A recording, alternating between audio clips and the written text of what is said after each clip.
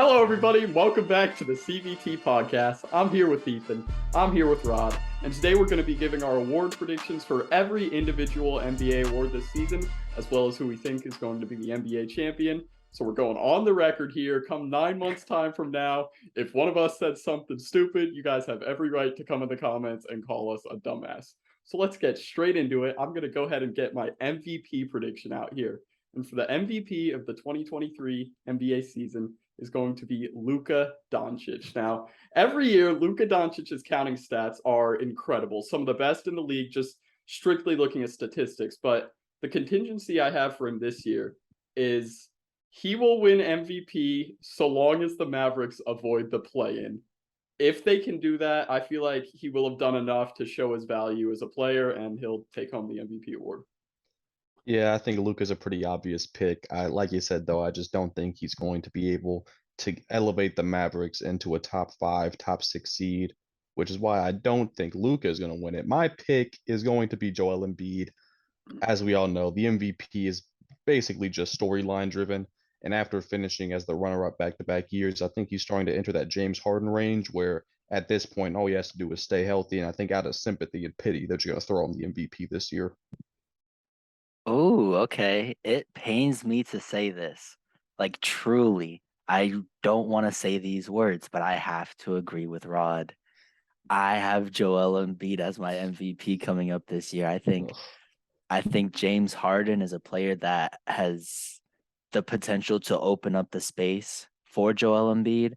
And just Joel Embiid is already a monster on the boards. And, having Ben Simmons doesn't help whatsoever. I think just overall, Joel Embiid's assists are going to go up. His rebounds are going to go up. And I think his points are going to stay about the same, putting him at the number one spot. Yeah, I almost went for Jokic, but no one's won 3 straight MVP Yeah. awards since 84 to 86 when it was Larry Bird. And I think voters fatigue is a very real thing. And like you said, it's narrative based. Jokic ain't going to win it again. No. So let's move on to Rookie of the Year. Now, originally, I was going to go with Paolo Banchero for my pick, but I feel like that's a little too boring and a little too basic. He was the number one overall pick. So a guy who I've been keeping an eye on, who's really been impressing me this preseason especially, is Benedict Yeah, Mathurin. damn it. I think Benedict Mathurin has a serious case to win Rookie of the Year playing on an Indiana team that's just going to be terrible this year. They're tanking for Vic, as we all know. And I think Mathurin's really going to get a big part of the offense. So, yeah, Mathurin. Yeah, I had that written down right here. Yeah, he's been looking very amazing in preseason, and as long as Tyrese is running the show, I feel like he's going to be getting a lot of shots up more than most other rookies. But I will stick with Paolo. I think as long as he stays healthy, he is obviously the most talented guy in his previous rookie class, just physically, athletically. I think he's the most NBA ready, and they're definitely going to give him enough shots and touches to walk away with the Rookie of the Year. Interesting. All right. I actually have Keegan Murray at that position. I just really like the player in terms of what he's been doing, especially during this preseason. I think he's averaging like 15 and a half points per game. But for the Sacramento Kings, that's pretty good. I just think that he's that forward that they've been looking for. And I think once he really like develops, maybe 3 years from now, he's potentially one of the best forwards in the league. Yeah, my only concern with Murray is the Kings have guys like Fox, Sabonis, and Harrison Barnes who are going to be getting a lot of shots on the offensive end. So it's a question of how big his role is actually going to end up being. But let's move on to Defensive Player of the Year.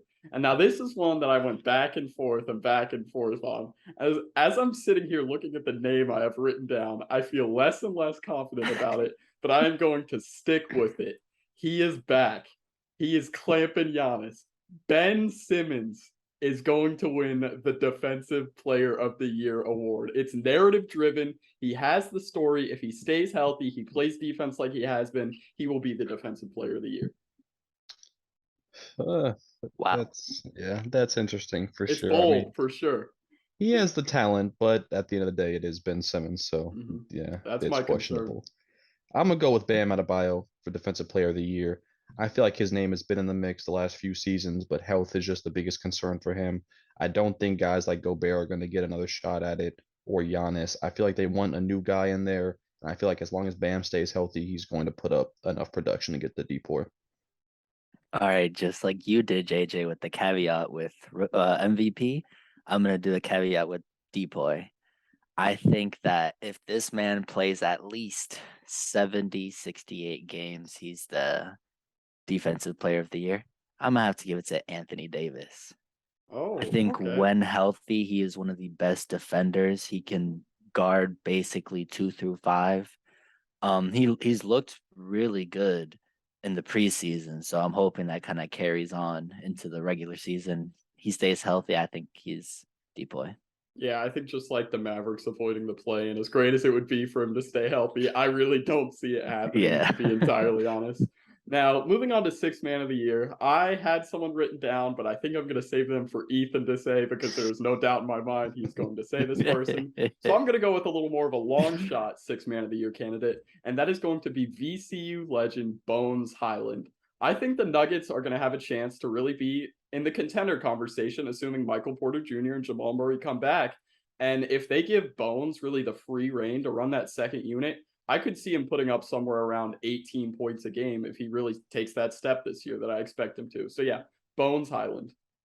Yeah, Bones could really hit the ground running if they give him enough shots this season. That's an Mhm. interesting one. But I'm gonna go with a guy who I've loved for a long, long time. On one of my newly favorite teams, it's gonna be Norman Powell. I think the only issue here that I see him not winning it is if he ends up starting too many games due to Yeah. injuries to Paul George or Kawhi or somebody like that. Mm. But if he comes off the bench enough, obviously we know he's one of the best spark plugs in the league. I think this is his year for sixth man of the year. No, Rod, definitely I agree. I would have had him at my number one spot, but I saw that they've been running him at the 2. So, I mean, can't really put him there. But like JJ, you left it for me. Mhm. A man that I think if he stays healthy because he just got out, he didn't play the second half of this last preseason game. Malcolm Brogdon. Mm, That man is going to be running our second unit like no other. Mhm. He's really going. I think he's going to be end up finishing games too. I think Oh, that's yeah. going to be the ending lineup, but I think he's definitely going to win it no matter what. I think he's just all around one of the best second unit players that you could have in the league right now. Yeah, I could definitely see Brogdon coming out this year and averaging somewhere in the realm of like 15 and an 8. And I feel like that's more than sufficient to be sixth man of the year. Moving on to most improved player. Now, this is a guy who's another sophomore. I picked a couple sophomores for my awards this year. And he didn't play that much last year, but in limited time, he averaged 10.6 rebounds and 3 assists in only 21 minutes. He's going to be the new starting center for the Houston Rockets, and that is Alperen Sengun. I really like what I see out of him. I was really high on him going into the draft last year, and I think now that he's going to have this role as the starting center, his stats are just going to go crazy, and he's going to end up taking away the Most Improved Player award. That's a good one. I looked at that earlier. From the rookie to sophomore jump, they're usually a little tentative with that because you kind of are expected to take a bit of a jump first to second year. I'm gonna go a little different. I'm gonna go with a guy on a new team, recently traded. I'm gonna go with Lowry Markkinen. I feel like on the Bulls we saw flashes for sure. His role was kind of limited in Cleveland, but now on the Jazz, I do not see anybody on that roster outside of Colin Sexton who should be taking more shots than Lowry.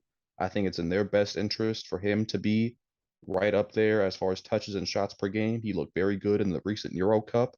I feel like this is his year to really take over and show what the league what he can do. All right, out of all of my names, this is going to be the one that really has the Ethan stamp on I it. can't All wait right. for this. So I think since the number one option for this team is coming back, I think he is going to take a leap. Someone that I have mentioned before in previous episodes, someone that you guys, or especially you, JJ, would not Oh want on the no. Celtics. I'm gonna have to give it to Kyle Kuzma. I think I think now that Bradley Beal comes back, I think it opens up a lot of space for Kuzma to really pop off as that forward. And I think he's averaging like 20 points per game. I think that's gonna go up to maybe 26, especially playing. Yeah, I think Hold on. I think hold on, like 25, 26. I think Kuzma does have that ability.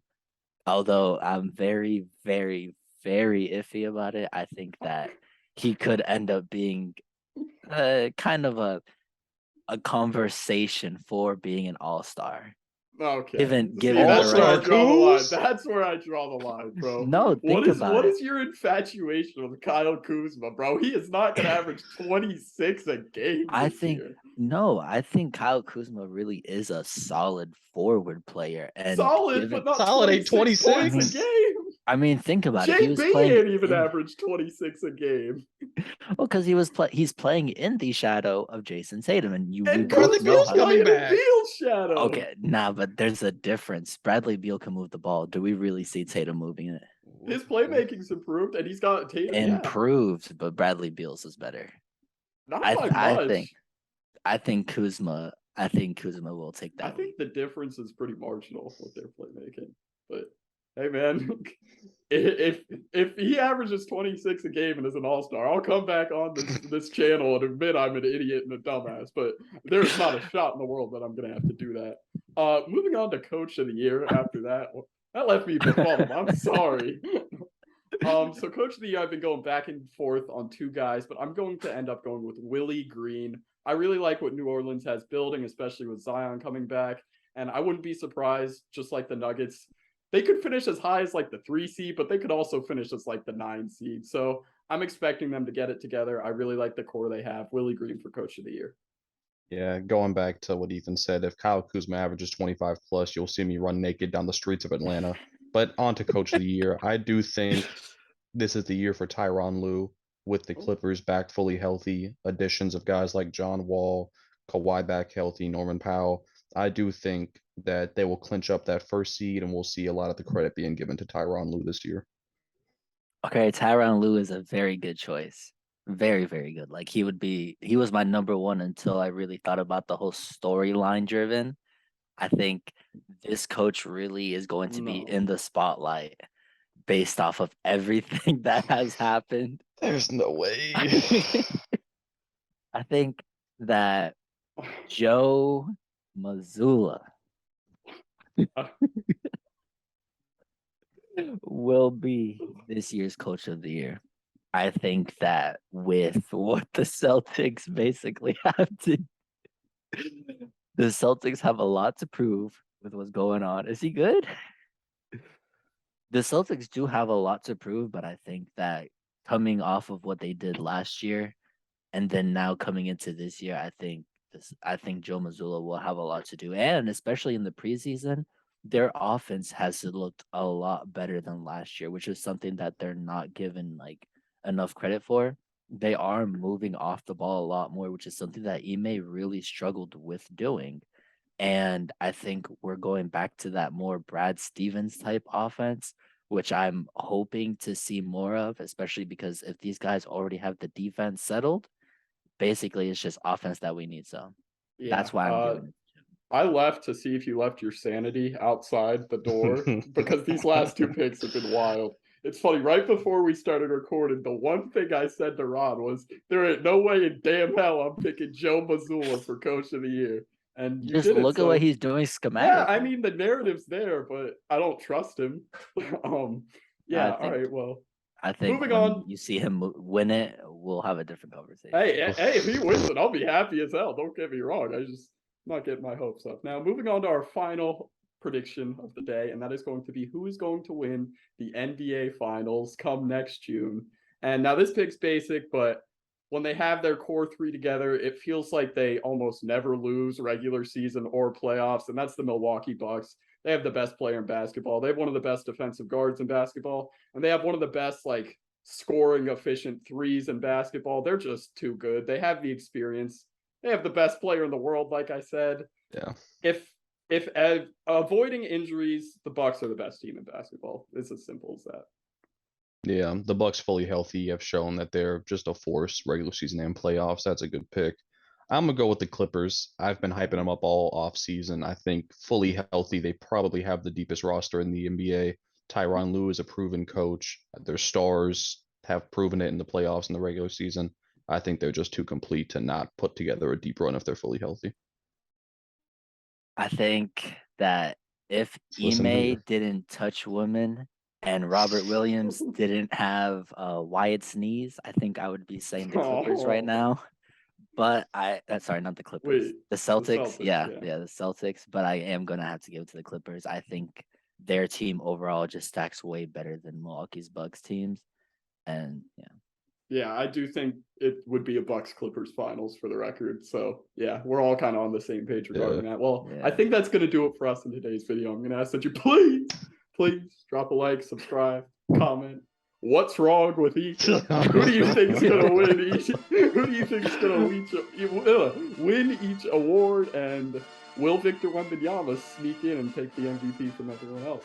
Thank you guys once again for watching, and we will see you in the next episode.